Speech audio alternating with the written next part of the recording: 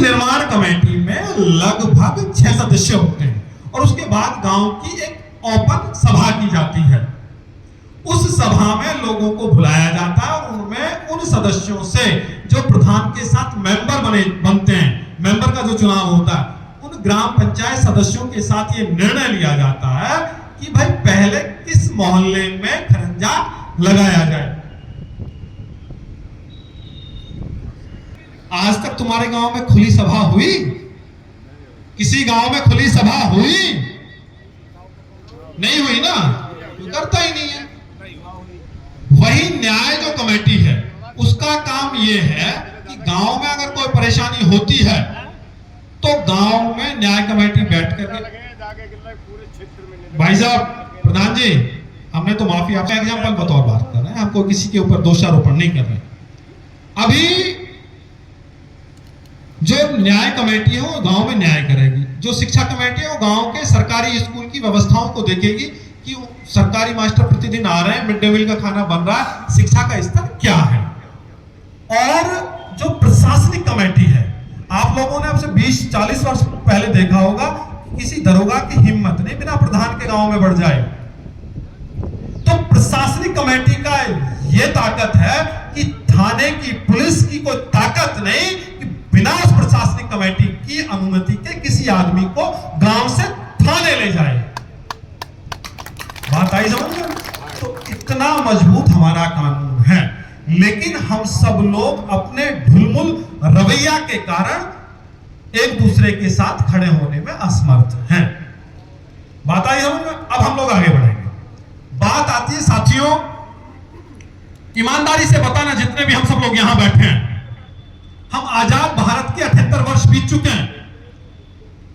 आप लोगों के साथ कोई मोबाइल चोरी की घटना हो जाए, आपके साथ मारपीट की घटना हो जाए, आपके साथ लूट छिनैती डकैती की घटना हो जाए और आप थाने में रपट लिखवाने जाओ, तो क्या आप लोगों की रपट बहुत शालीनता के साथ लिखी जाती है? क्या आप लोगों को सुना जाता है? अगर मेरे गांव के समृद्ध और सम्मानित लोग जाए तो वहां बैठा हुआ अदना सा सिपाही मेरे गांव के सम्मानित व्यक्ति को धुतकार करके भगा देता है। यह आजाद भारत है।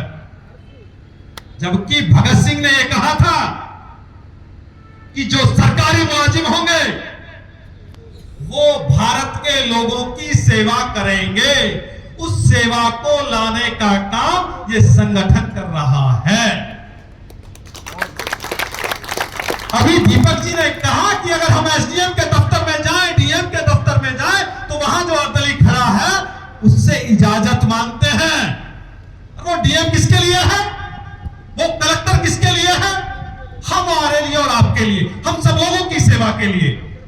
और कई बार तो हम लोगों को वहां सुन करके वापस लौटना पड़ता है, कारण हम सब लोग बिखरे हुए हैं। अगर हम सब लोग एक साथ मुट्ठी में आ जाएं, एक साथ संगठित हो जाएं, तो मैं दावे के साथ कह रहा हूं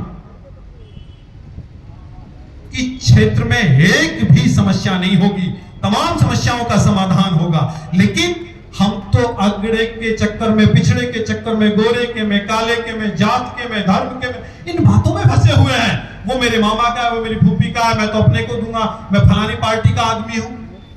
अरे भाई, आदमी मत बनो। आदमी होता आदमखोर। हमें मनुष्य बनना है, मनुष्य का निर्माण करना है। तो हमें करना क्या है कि जितनी भी आज राजनीतिक दल है, अभी वर्तमान में एक दल की सरकार है प्रदेश में और देश में, और तमाम दल जो है विपक्ष में है। तो अब हो क्या रहा है, चल क्या रहा है देश में? कहीं मंदिर निकल रहा है, कहीं मस्जिद निकल रही है, कहीं अगड़ी की बात हो रही है, कहीं काले की बात हो रही है, शिक्षा की, चिकित्सा की, बिजली की, पानी की, सड़क की, सुरक्षा की, गरीबी की या महंगाई की, इनकी कोई बात ही नहीं हो रही है। तो हम लोगों को समझना पड़ेगा, हमें राजनीति यानी कि जो दलगत राजनीति है उससे ऊपर उठ करके एक संगठन के साथ आना पड़ेगा।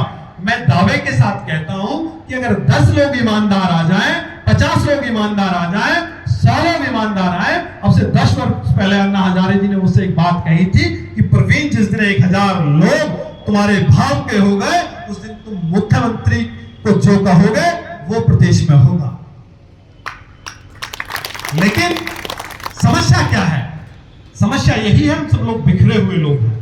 मैं कह रहा हूं कोई बात नहीं, हम विभिन्न विषयों पे बिखरे रहें, लेकिन जब क्षेत्र के विकास की बात आए, जब क्षेत्र को के न्याय की बात आए, तब हमें पार्टी पक्ष, अपने व्यक्तिगत मनमुटाव, उन तमाम सब चीजों को छोड़ करके आंदोलन में आना चाहिए। अब यहां हमारे जाट कम्युनिटी से भी कोई एक साथी बैठा है नहीं।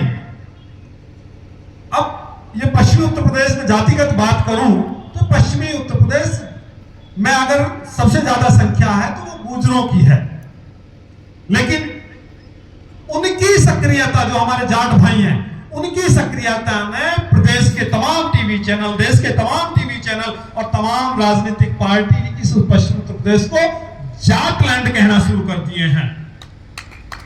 क्यों?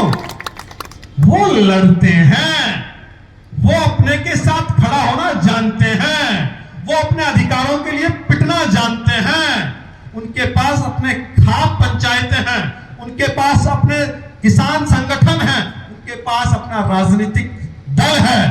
हमारे पास क्या है? देश में कोई एक ऐसा आदमी है जो तुम्हारी बात को सुनने वाला हो? जबकि ये मेरा विषय नहीं था, जातिगत तो मुझे बोलने का कोई मेरा विषय नहीं है, लेकिन बोल इसलिए रहा हूं कि जिस झूठे ख्वाब में हम लोग जी रहे हैं वो गलत है।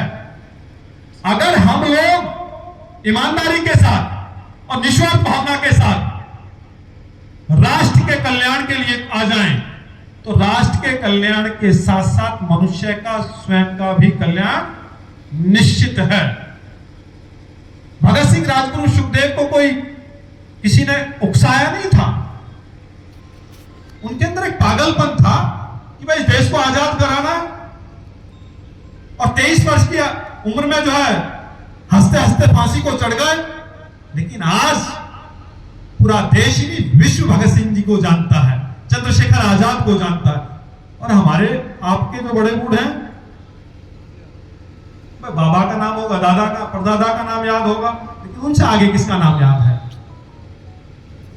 अगर आपको इस वायुमंडल में हमेशा हमेशा के लिए जीवित रहना है तो आपको निस्वार्थ भावना के साथ समाज के लिए काम करना पड़ेगा।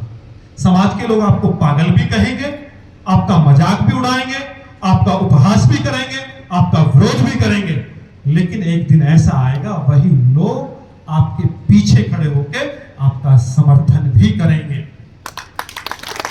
बशर्ते हमें हमारा जो कार्य है उसमें निरंतरता बनाए रखनी है। उसमें हमें ये नहीं है कि हमने 10 दिन समाज के लिए, देश के लिए काम किया और हमारा उपहास हो गया तो हम लोग बैठ जाएं। नहीं, जो करप्शन फ्री इंडिया संगठन की 5 बातें हैं, शुद्ध आचार, शुद्ध विचार, निष्कलंक जीवन, त्याग की भावना और अपमान पीने की शक्ति, यानी कि हमारे हर एक कार्यकर्ता के आचार विचार शुद्ध हो, जीवन ऐसा हो जिसमें कलंक ना लगा हो, त्याग की भावना हो। त्याग की भावना इसलिए, जो व्यक्ति त्याग नहीं कर सकता वो राष्ट्र के लिए कोई कार्य नहीं कर सकता, समाज के लिए कार्य नहीं कर सकता, इसलिए त्याग का होना जरूरी है। और अपमान पीने की शक्ति इसलिए, जब हम जिस आंदोलन को लेकर के चल रहे हैं उस आंदोलन को तोड़ने के लिए तमाम ताकतें आपके सामने आएंगी, आपको बेइज्जत करेंगी, आपको उकसाने का काम करेंगी, लेकिन हमें अपमानित नहीं होना। वहां हमें धैर्यता से, शालीनता से काम लेना है, समझते हुए अपने आंदोलन को आगे बढ़ाना है। इसलिए करप्शन फ्री इंडिया संगठन की 5 बातें हैं, शुद्ध आचार, शुद्ध विचार, निष्कलंक जीवन, त्याग की भावना और अपमान पीने की शक्ति। साथियों, आप थोड़ा सा साथ दो तो गौतम बुद्ध नगर की स्थिति इस सिकंदराबाद के जोखा औद्योगिक क्षेत्र में भी हम लोग कर देंगे। जिस तरीके से ग्रेटर नोएडा में औद्योगिक इकाइयां बिना पॉल्यूशन के काम कर रही हैं, बिना भूजल पॉल्यूशन के काम कर रही हैं, अगर आप लोग निस्वार्थ भावना के साथ अगर सहयोग करोगे तो मैं दावे के साथ और आप लोगों के बीच में ये वादा करके जा रहा हूं कि इस क्षेत्र को भी पेरिस की तरह हम लोग बना देंगे, लेकिन साथ तुम्हारा चाहिए।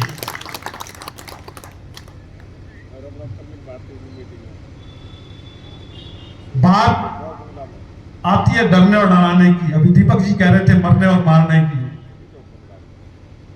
जितनी सांसें उस ईश्वर ने दी है ना, उनको कोई नहीं छीन सकता। और मृत्यु इस जीवन में सत्य है, सब कुछ झूठ है। तो जब मृत्यु सत्य है, तो जब मरे तो इस राष्ट्र के लिए कार्य करते हुए मरे, तो उसमें मरने में आनंद ही कुछ और है। ऐसे तो लाखों करोड़ों जीव जंतु प्रतिदिन मरते हैं, जो मैं और मेरे के चक्कर में लगे हुए हैं, उनको कोई याद नहीं करता। इसलिए जब आप निस्वार्थ भावना के साथ समाज के लिए काम करेंगे, तो आपके चरित्र की जो चमक है और उस चरित्र की जो खुशबू है, वो खुशबू सिर्फ सिकंदराबाद ही नहीं, समूचे भारत और विश्व में उसकी खुशबू जाएगी। लेकिन मेरे आदरणीय साथियों, हम लोग निकले तो सही, किसी का साथ दे तो सही। हम करनी और कथनी में पड़ जाते हैं। कथनी मीठी खांड सी, कथनी मीठी खांड सी, करनी विष की लोए, कथनी छोड़ करनी करे, तो विष भी अमृत होए। हम कथनी और करनी में के अंतर में से दूर हैं, तो इसलिए कथनी करना छोड़ें और कर्म पे ज्यादा ध्यान दें, तो तमाम सब चीजें अच्छी हो जाएंगी। तो साथियों, बात आई समझ में? संगठन क्यों आया, संगठन का निर्माण क्यों हुआ? हाथ खड़े करके अपनी बात को बताएं कि बात आई समझ में। तो आज 78 वर्ष की आजादी में जो गुलामी हम लोग भोग रहे हैं, जो हमारे अधिकारों का शोषण हो रहा है, जो तमाम लोग हमारे ऊपर अत्याचार कर रहे हैं, उस शोषण, अत्याचार, गरीबी, भुखमरी से आजादी दिलाने के लिए इस संगठन का निर्माण हुआ है। और ये संगठन इसी ध्येय पे, इसी लक्ष्य के साथ अपने आप को आगे बढ़ते हुए समाज और राष्ट्र के कल्याण के लिए अपना कार्य करता रहेगा। साथियों, किसी कवि ने लिखा है, कर लो तुम इकट्ठे जितने चाहो हीरे मोती, कर लो तुम इकट्ठे जितने चाहो हीरे मोती, पर एक बात याद रखना, कफन में जेब नहीं होती।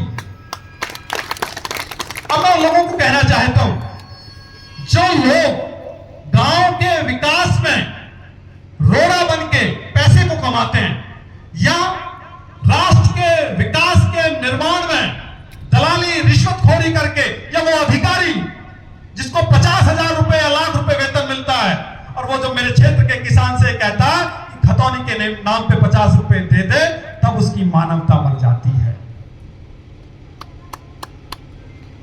तो मैं कहना यह चाहता हूं कि जो व्यक्ति लाख करोड़ों रुपए कमा रहा है गलत मार्ग से, कृपया वो एक दिन घर जाकर के जिन लोगों के लिए वो कमा रहा है, अपनी पत्नी और बच्चों से ये पूछ लेना कि जो पाप करके मैं इस पैसे को ला रहा हूं, क्या इस पाप में आप लोग भी भोगी बनेंगे? उत्तर मिलेगा ना। और जब जिन लोगों के लिए मैं गलत कर्म करके इस धन का संचय कर रहा हूं, जब वही लोग इस पाप के सहभागिता नहीं बन रहे हैं, तो भाई मैं किसके लिए? मुझे नहीं करना चाहिए ऐसा काम। फकीरी जीवन हो, लेकिन उसमें सुख हो, आनंद हो। अपने लोगों के बीच में बैठे हो तो आनंद के साथ बैठना चाहिए, तनाव में नहीं जीवन जीना चाहिए। तनाव में जीवन वो लोग जीते हैं जिनके अंदर थोड़ा सा गर्त होती है, दुर्गंध होती है, या किसी कार्य को लेकर के उनके अंदर अच्छी व्यवस्था नहीं होती। तो साथियों, बिजली, पानी, सड़क, सुरक्षा, शिक्षा, चिकित्सा, तमाम सुविधाओं को दिलवाने का काम हमारा संगठन कर रहा है और आगे भी करता रहेगा। आप सब लोग अपना इस आंदोलन में अपनी भूमिका निभाएं। आज जिले की कार्यकारिणी की हम लोग यहां से घोषणा करने वाले हैं आगामी 5 मिनट में। उससे पहले हमारे बीच में शावली गांव से हमारे बीच में रणवीर